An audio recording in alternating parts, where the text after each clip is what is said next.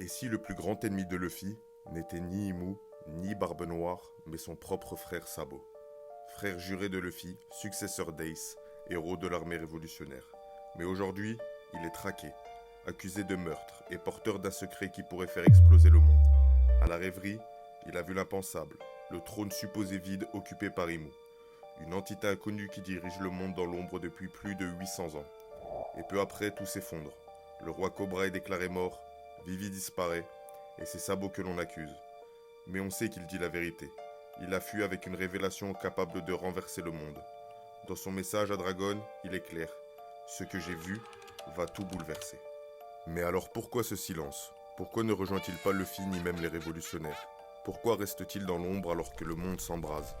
Et si dans ce chaos, Sabo avait compris que la révolution ne peut plus attendre, qu'il faut frapper même si ça signifie brûler le rêve de son propre frère? Parce que Luffy croit à la liberté par la joie, mais Sabo a vu l'envers du monde. Et parfois, ce qu'on voit change ce que l'on est. Alors oui, ça peut paraître impensable.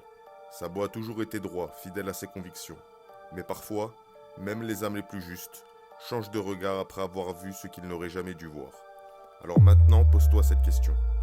Est-ce que la révolution de Sabo peut encore coexister avec le rêve de Luffy? Ou est-ce que ces deux feux finiront par se consumer l'un contre l'autre?